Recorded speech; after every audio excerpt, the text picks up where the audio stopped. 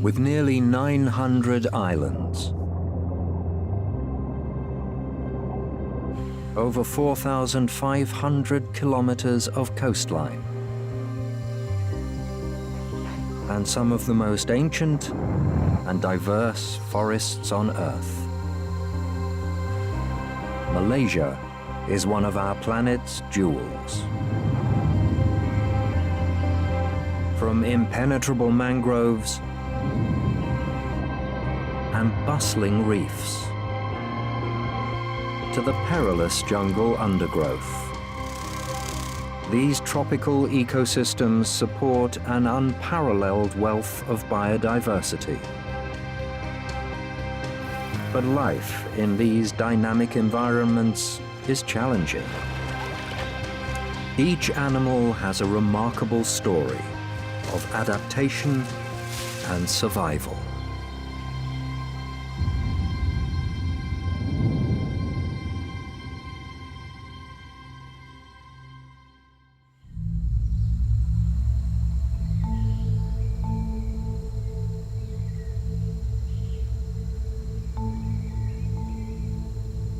The coastal forests of Malaysia are home to an unusual monkey that prefers the harsh mangrove environment to anywhere else.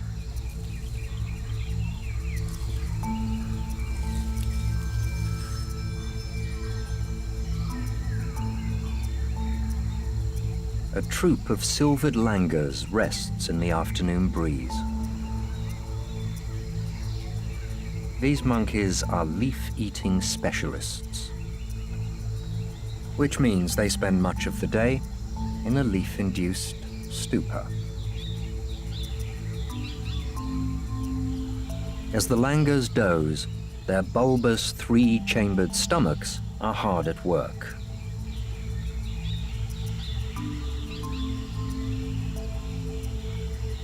Mangrove vegetation is often tough and nutritionally poor, but the langurs' exceptional digestive system allows them to thrive where most other monkeys cannot.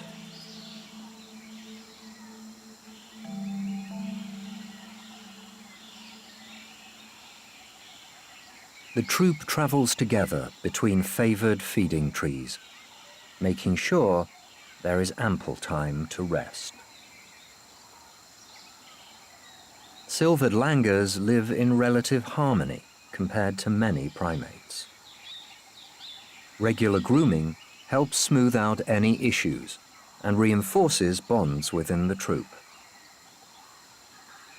Everyone gets their turn.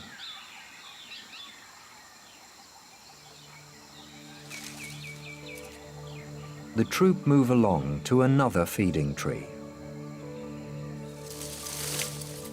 One young female is taking things slowly, with good reason. She has just given birth to the newest member of the troop. During the first few days of his life, this baby can do little more than cling to mum. Langurs are born with bright orange fur and white faces, which eventually darken. From his mother's arms, he absorbs the new world around him. He has a long journey ahead.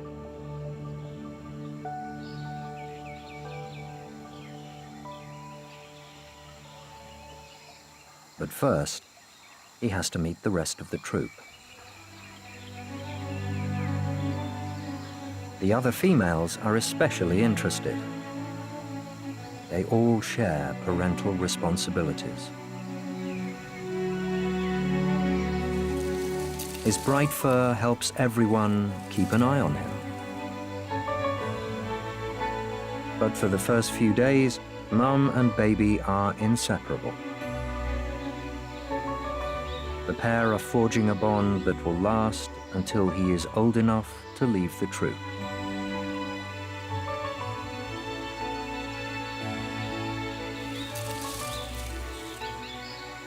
His first challenge is finding his feet in the canopy. and his mother is quick to encourage independence. But this is something that doesn't come immediately.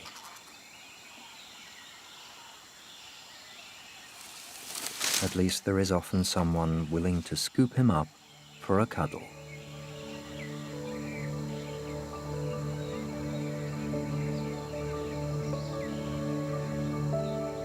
He grows stronger and more confident by the day, but for the moment, he doesn't want to venture too far from Mum. Sometimes, the rest of the troop find these bright orange babies a little too irresistible. She tries to find a quiet spot to boost his confidence, but it isn't easy.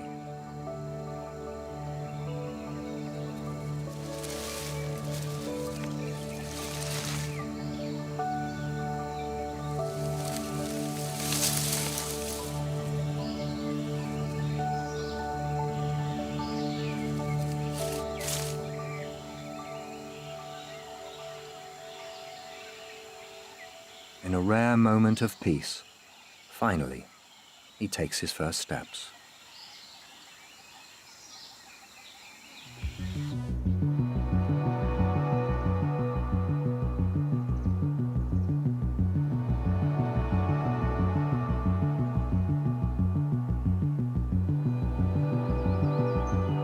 The mangroves of Malaysia are one of the most biodiverse habitats on Earth. An impenetrable fortress where mankind can't venture. These architectural wonders of the natural world provide shelter for countless creatures above and below the water. Here, life is sculpted by one dramatic characteristic: the tides. Twice a day, the mangroves are flooded. Water rushes through the network of channels, transforming the environment.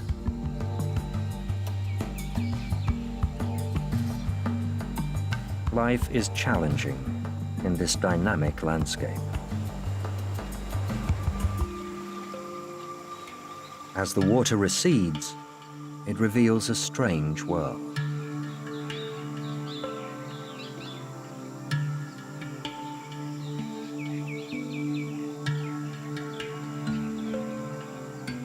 A blue-spotted mudskipper, a fish that can breathe air and walk on land. These bizarre fish live in harmony with the rise and fall of the tides.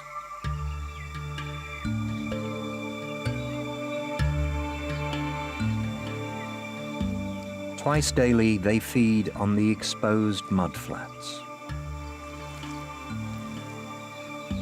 Using a mouthful of water, they hoover up organic matter left behind on the silt.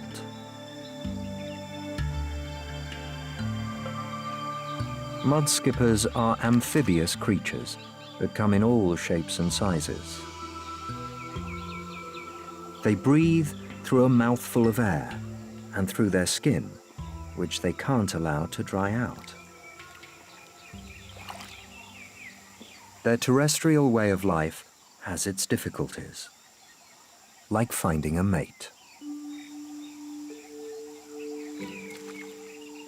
Males leap to catch a female's eye.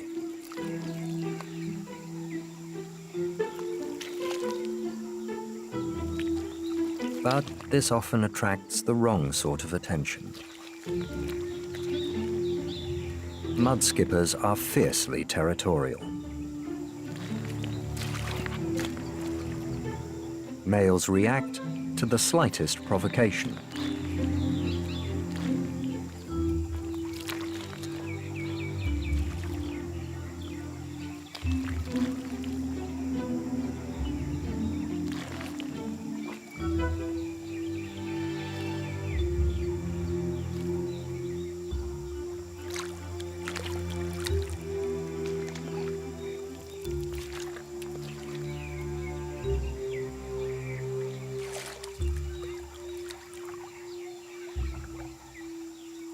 But in the end, these bouts are more about posturing than anything else.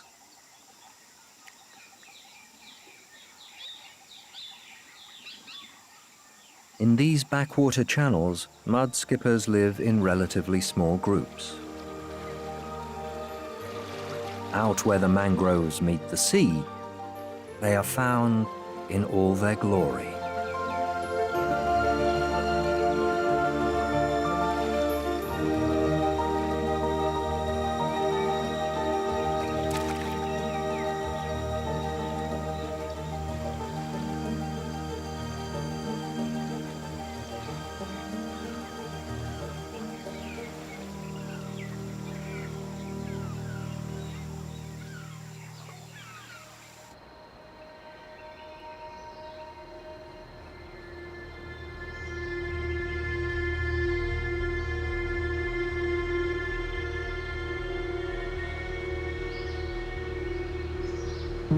This spectacular landscape is only a momentary snapshot in the cycle of Earth's ever-changing surface.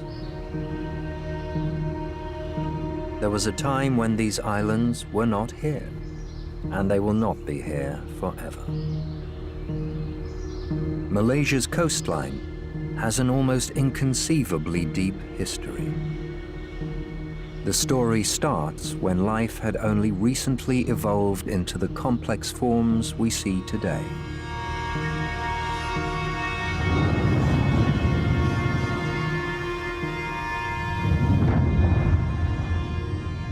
As millions of years cycled by, as ice ages came and went, the ancient reefs were transformed by Earth's forces into solid rock, and inch by inch, pushed up out of the sea.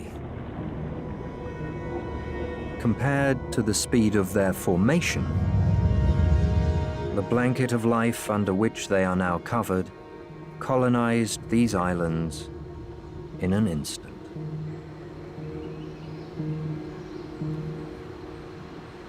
In millions of years' time, the surrounding coral reefs might themselves be forced out of the ocean as mountains.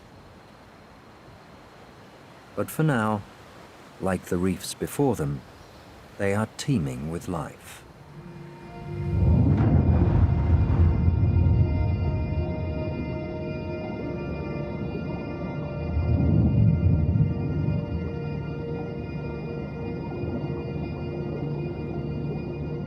Coral reefs are home to a quarter of all marine life.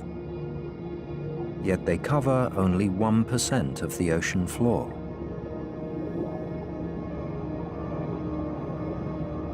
They are thought to be the most biodiverse places on Earth.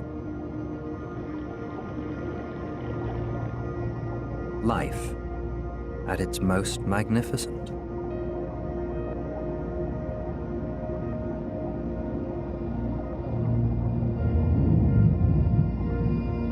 Coral itself is the living foundation. Reefs are constructed by tiny marine organisms that attach themselves to submerged rocks on the edge of islands.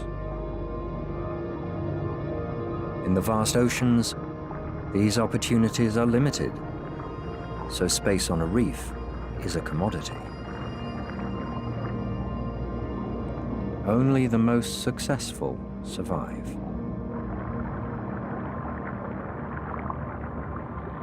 Some organisms, like these crinoids, are so effective that they are relatively unchanged in millions of years. Despite their appearance, these organisms are not plants. They are, in fact, marine animals. Tiny filaments on their arms capture passing plankton. They are one of the most primitive yet successful species on Earth.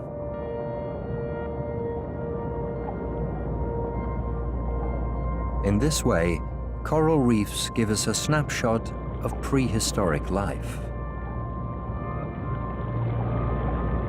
Where on land dinosaurs have come and gone, beneath the waves, remarkably little has changed.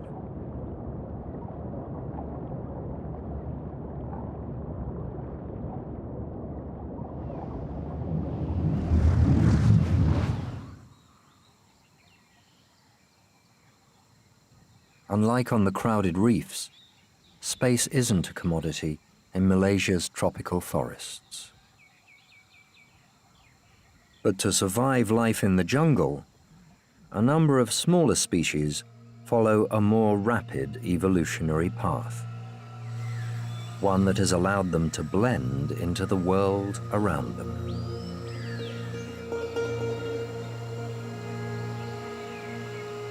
At first glance, parts of the forest seem magically to blossom into life.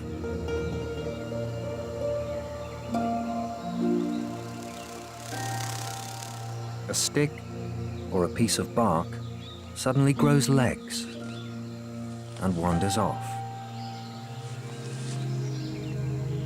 For leaf-eating insects, these elaborate adaptations are a means to avoid predation.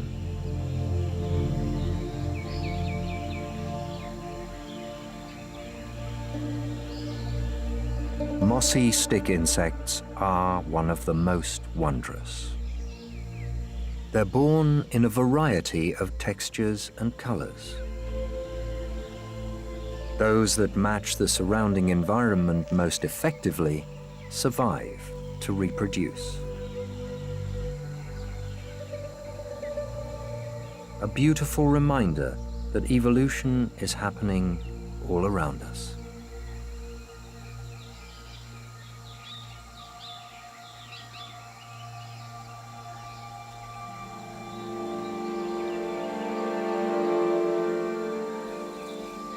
Hidden in the undergrowth, a pair of leaf insects are foraging. Only when we look closely can we appreciate the intricacy of their camouflage. Even their legs mimic tiny leaves. Subterfuge in leaf insects has an added layer of complexity. They will only move in a breeze.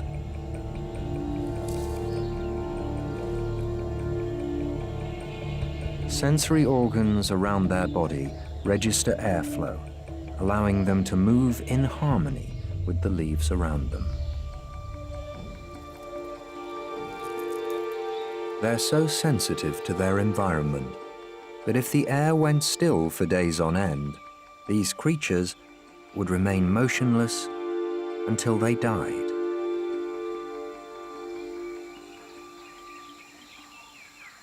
Where many invertebrates rely on mimicry to evade predation, some have evolved this adaptation as a weapon.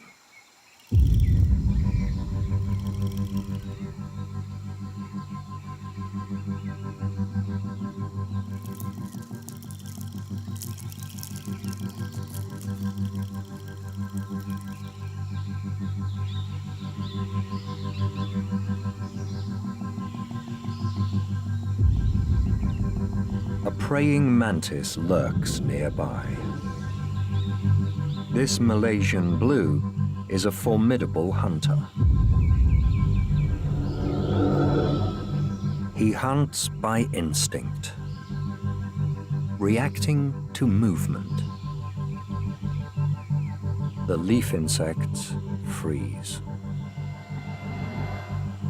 The same sensors that register airflow detect the approaching predator.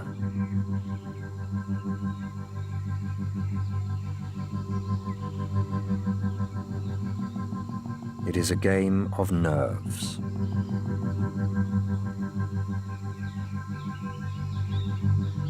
The mantis will lose interest if the leaf insects can remain motionless for long enough.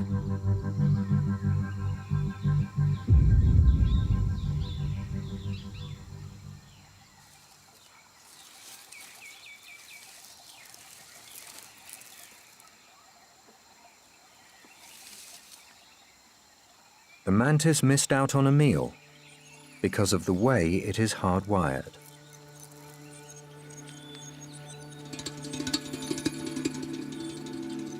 Mammals have brains that allow them to stop and think. The mantis has 3 bundles of cortex that respond to senses and instinctively react. It is almost an automated system.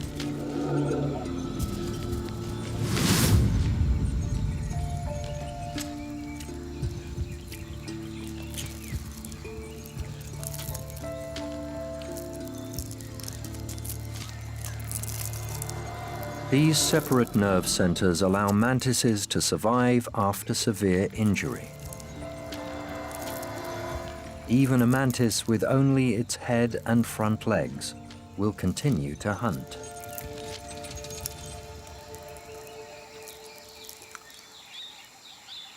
Just as movement triggers its kill mode, a period of no movement resets its system. The mantis forgets its prey and starts to groom.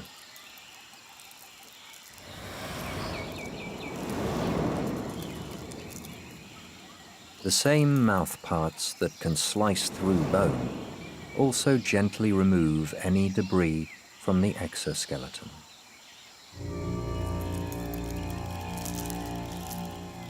The mantis is still hungry. Its large compound eyes detect movement ahead. A silk moth caterpillar has given away its position. Each eye has thousands of ommatidia, individual units that register light and dark. Combined with their mysterious 3 simple eyes, mantises have exceptional vision.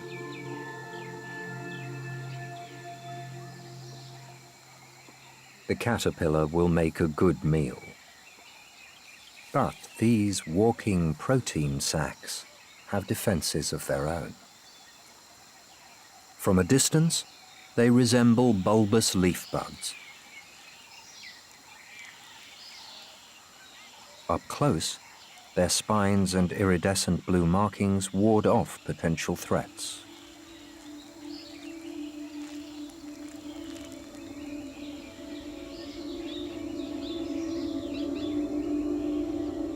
The mantis knows something is there, but can't clearly distinguish his target against the green leaves. He locks on to the caterpillar's dark head.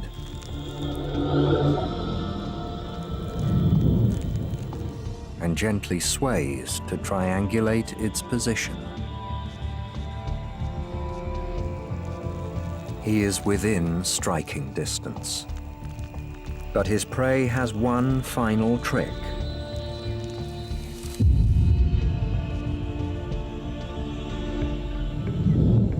Even one of nature's most efficient predators has off days.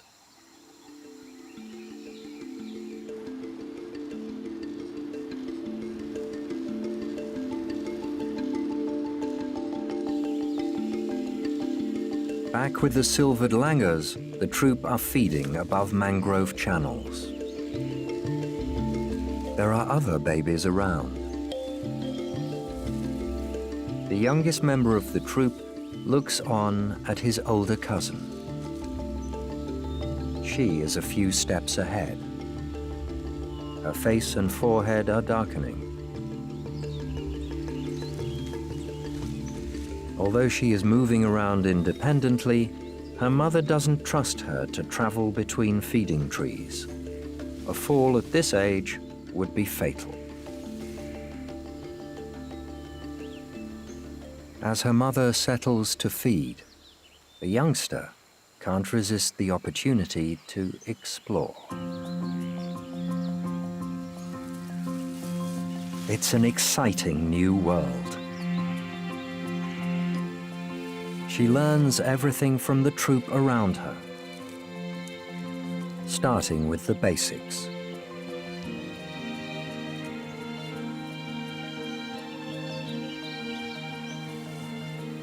It might look easy, but there's a lot to think about.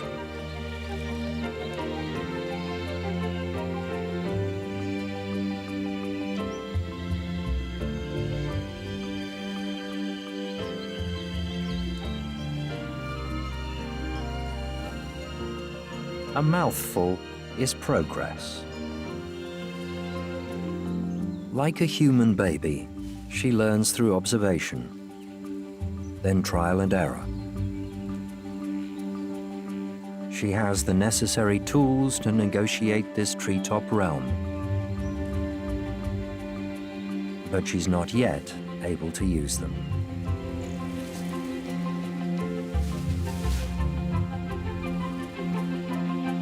Watching carefully, she processes and gives it a go. Unlike her smaller cousin, who will leave the troop when he is weaned, she will stay. The relationships she's building with her mother and the rest of the troop are for life.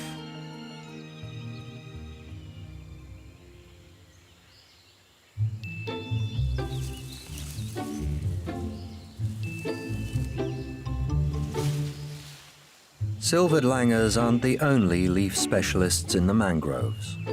Living among the roots beneath is a creature that takes advantage of the troop's messy eating habits.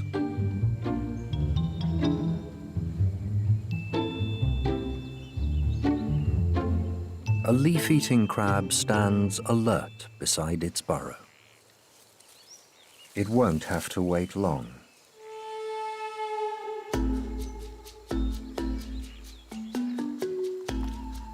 While the tide is low, the crabs collect what they can. Later, they will shred the leaves and feed. But these underground larders have a greater significance. This hoarding behavior plays a substantial role in maintaining the health of the mangrove ecosystem. Burying the leaves before they are washed away recycles the nutrients back into the forest. These industrious little crabs are thought to be keystone species.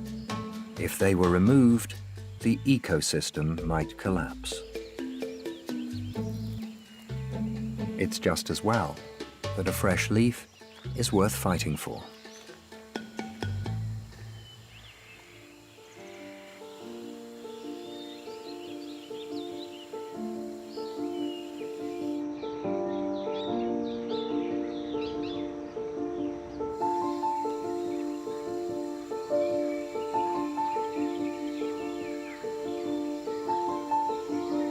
Among the leaf litter on the forest floor, a female dead leaf mantis is disturbed.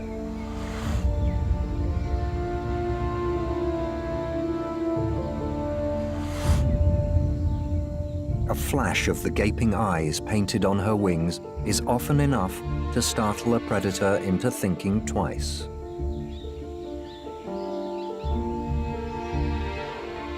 A rare moment when she allows herself to be seen.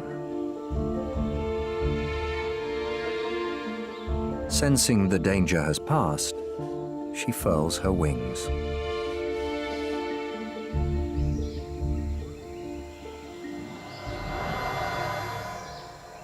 Dead leaf mantises have evolved a near-perfect mimicry.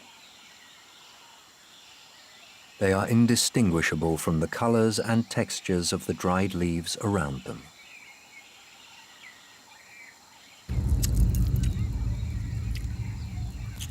She's a menacing ambush predator.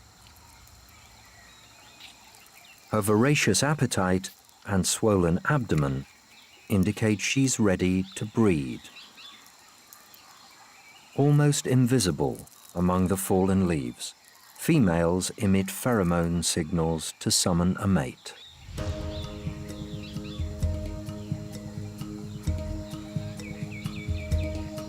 A much lighter male arrives on the scene. Mating is a dangerous business for male mantises. If he approaches her incorrectly, she will mistake him for prey and devour him. He must find her blind spot and leap on her back. But something isn't right. She isn't the source of the pheromones. There is another female nearby, and the trail leads to her. First, he must pass the darker female. If he triggers her attack mode, this will be a fatal case of mistaken identity.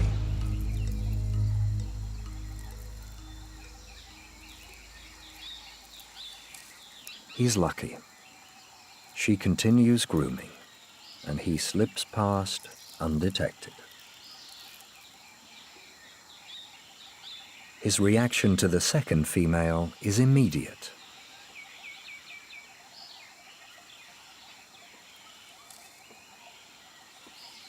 Approaching carefully, he mirrors her movement. He'll only have one chance.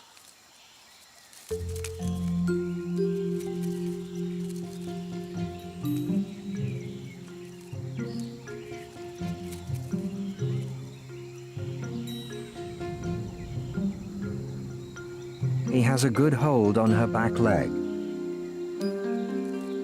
But things aren't going according to plan.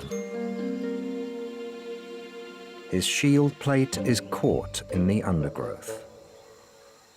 Instinct tells him not to let go. Using the spines that grasp his prey, he has a vice-like grip. It looks like a stalemate. But he can't afford to rest. If they remain motionless for too long, she will forget he's a suitor and attack when he next moves.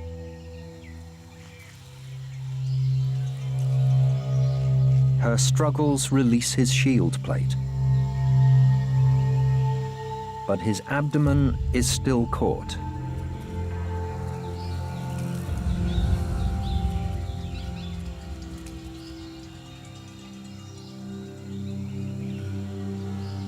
His resilience is paying off, but in his exhaustion, he clambers up her front. He won't be safe until he makes it onto her back.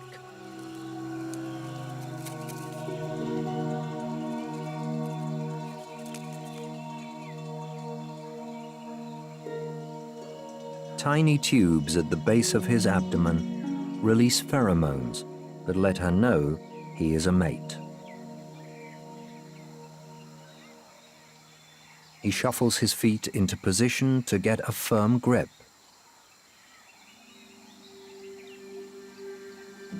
Finally, he's ready.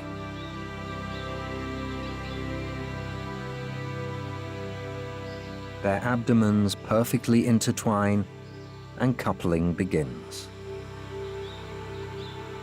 These claspers are species-specific, so they can't hybridize. He might remain on her back for 2 days, at which point she'll be ravenous, and he will need to make a hasty retreat.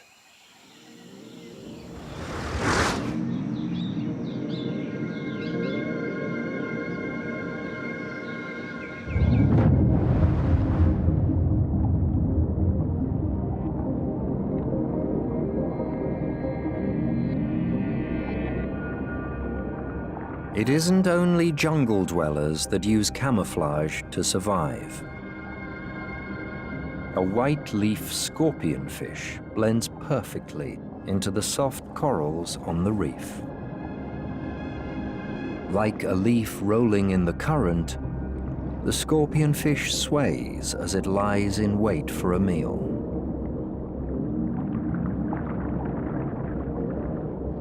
Mimicry isn't the only adaptation fueled by the lack of space on the reef. Many organisms have evolved to use each other's strengths to flourish.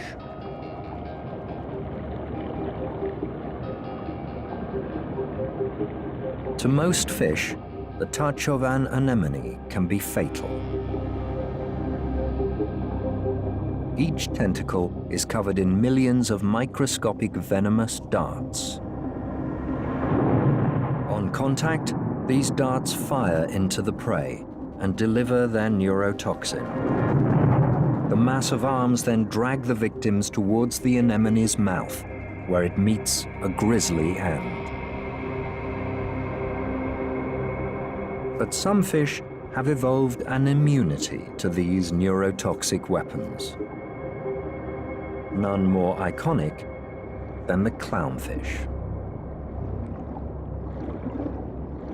The fish secrete a mucus that prevents the tentacles from firing their poison darts. This chemical camouflage allows the fish to live under the anemone's protection. In return, the fish keep the anemone clean of parasites and even ward off predators.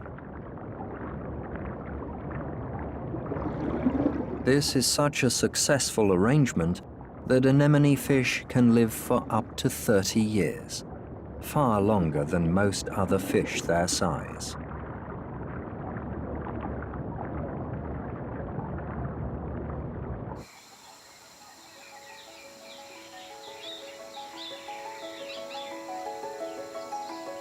Back in the forest leaf litter, the baby dead leaf mantises have hatched from their ootheca, or egg case.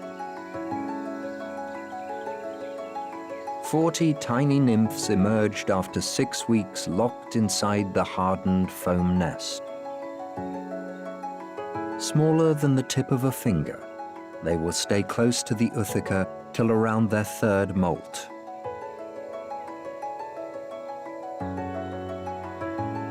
The babies appear in many different shades of brown. Those that best match the environment around them are more likely to survive.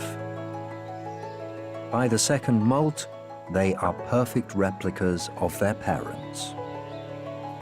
And despite their size, they are already a slave to their instinct to hunt. Fruit flies are a favorite, but this infant's skills might not match its ambition.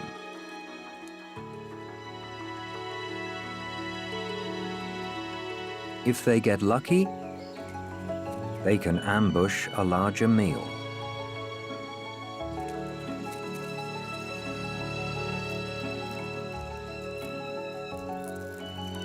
Perseverance pays off. Still dwarfed by a common fly, it will take 7 or 8 molts until these nymphs reach adulthood. For now, they just need to keep doing what mantises do best.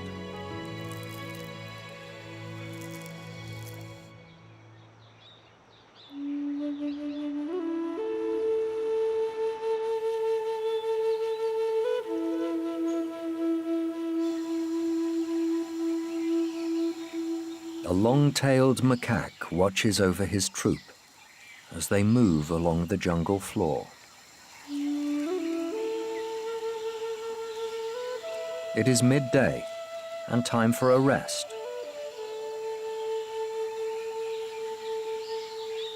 He leads the group up into one of their favorite trees.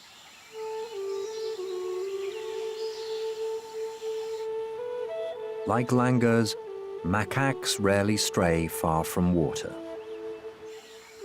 Their territories overlap, but they occupy different niches. When they meet, they are begrudgingly tolerant of each other.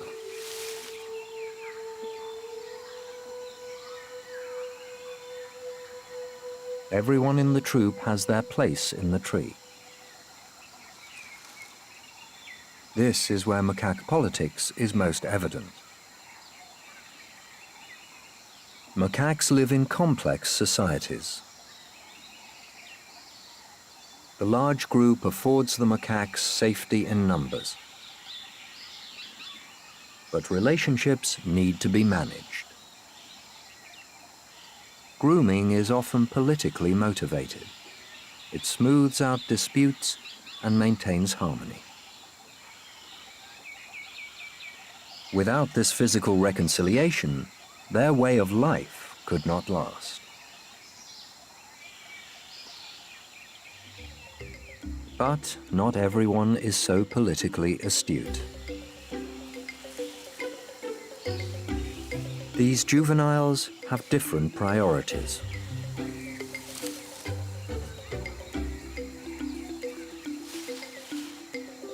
They aren't aware of it, but this play could later save their lives. A troop can only support so many individuals.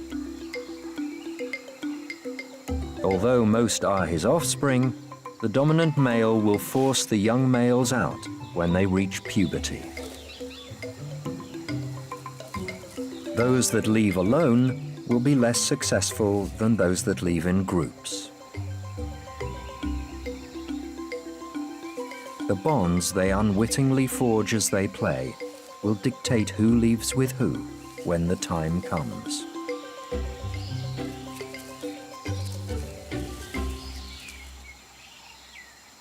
But for now, this dominant male has more pressing things on his mind.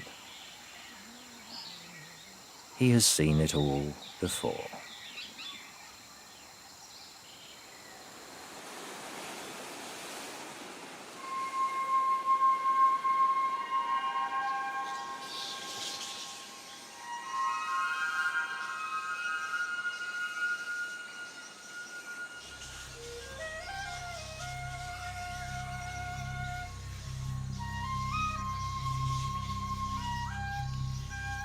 Its first light.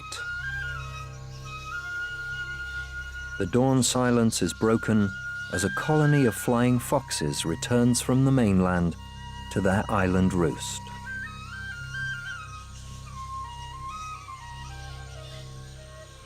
They chatter as families locate each other and everyone finds their place.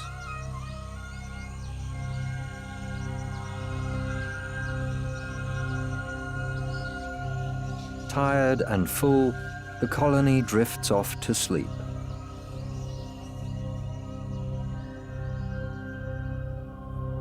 Tranquility returns.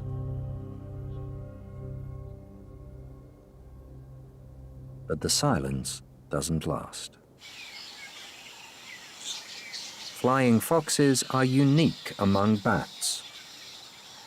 Their eyes aren't sensitive to light. Roused by the first rays of sun, their day begins with a ritual morning groom. Flying foxes take personal hygiene very seriously.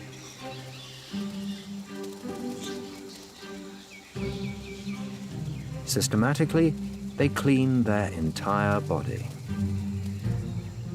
Licking, biting, and scratching, they mop up leftovers from the night's feed and remove any pests and parasites.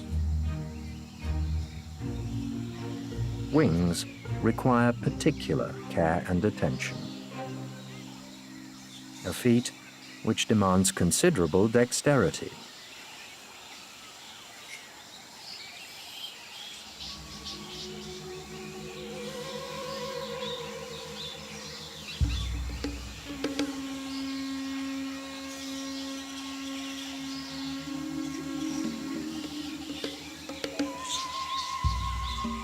In the dry season, the heat can be unbearable. Fortunately, the bats have a simple solution, and it's all in the wings.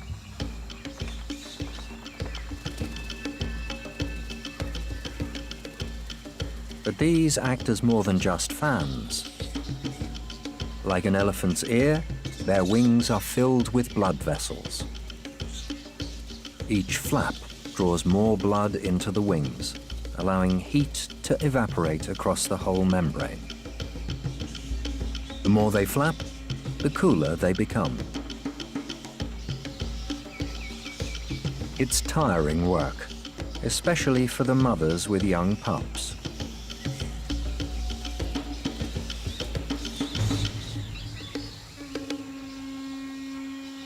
Moments of peace are rare.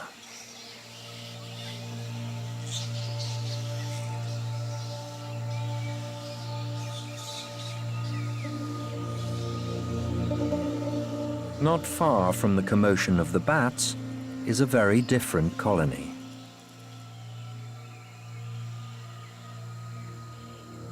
Weaver ants have taken control of this palm.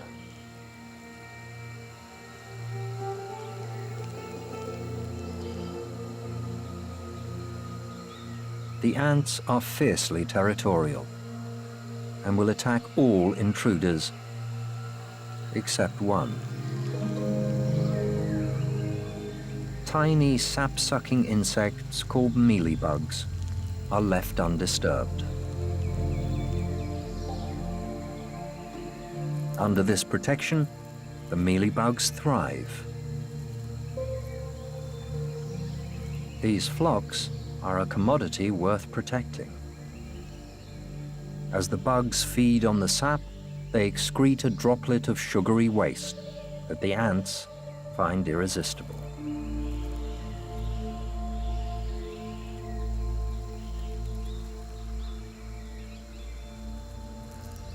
A hungry ant can even trigger the honeydew reward by tickling a bug with its antenna.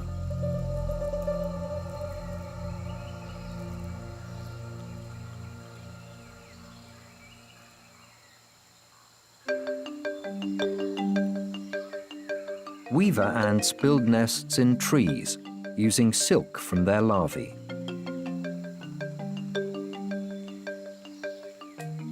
A metropolis of suburbs with interlinking highways that the ants use to deliver food and messages.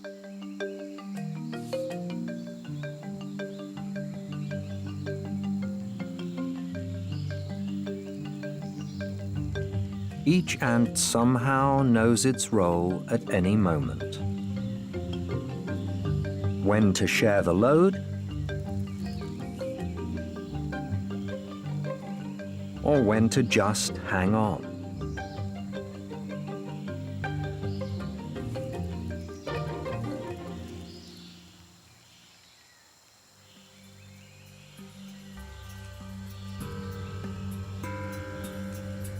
Colonies can grow to 500,000 individuals, and yet are flawlessly organized.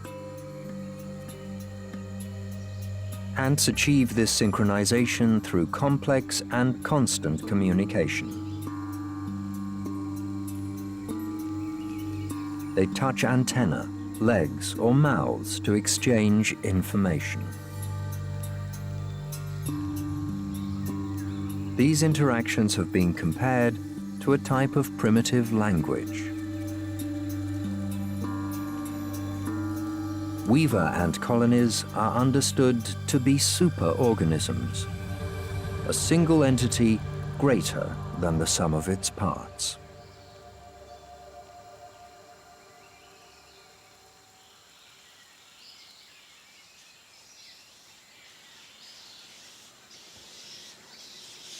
While the ants work busily as a collective, the nearby flying foxes are more a colony of individuals.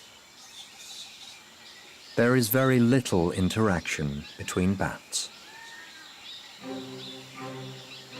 Special tendons allow bats to hang upside down without effort. But every so often, someone decides to stretch their legs. And fruit bats are extremely particular about their personal space. Each bat has its own position on the tree, and that position relates to their place in the colony's strict hierarchy.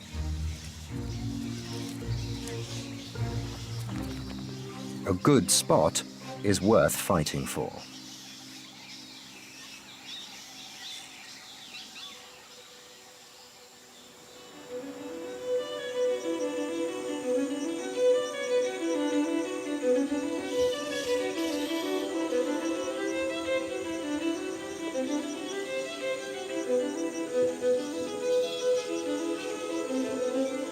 As the bats head out on their nightly exodus, the leaf litter underneath their roost comes alive.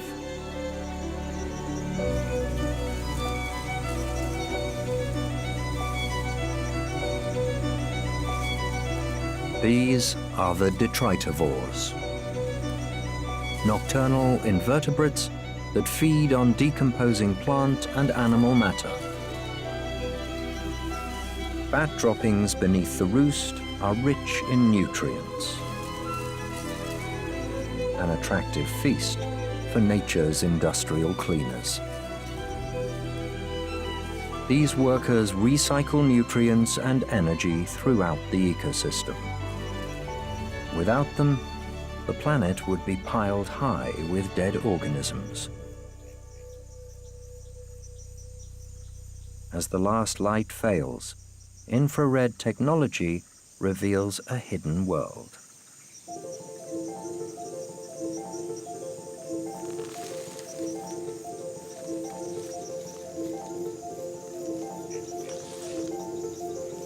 The leaf litter is home to all manner of bizarre creatures.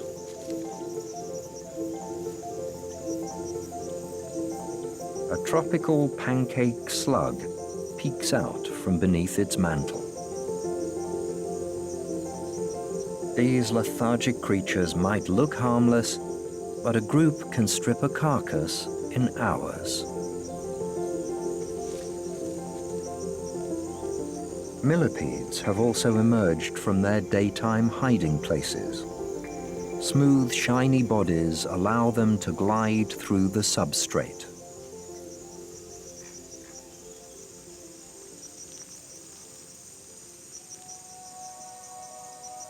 Many of the detritivores are isopods. They originated 300 million years ago in shallow seas. A shell-like exoskeleton is a reminder of their marine ancestors.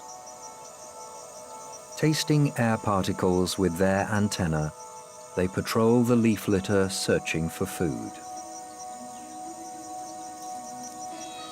Their mouth parts slice easily through a cricket's armor, with macabre efficiency. By morning, nothing will remain.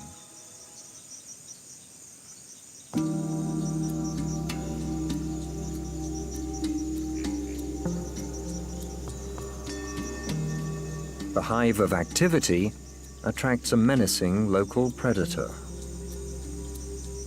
A scorpion is on the prowl.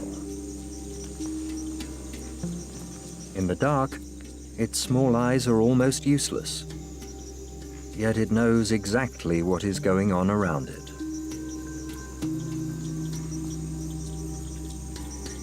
The hairs on its claws taste the air, registering any nearby movement. When the scorpion locates a target, it will rarely use its iconic stinger.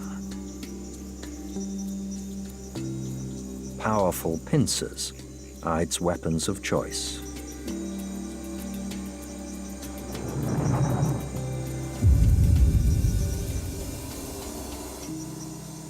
There is little struggle.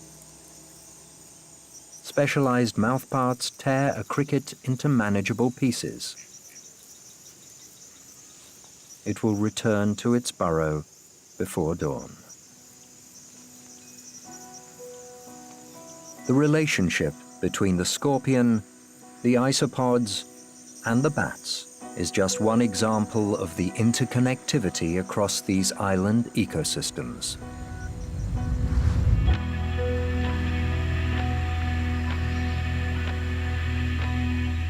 From the simple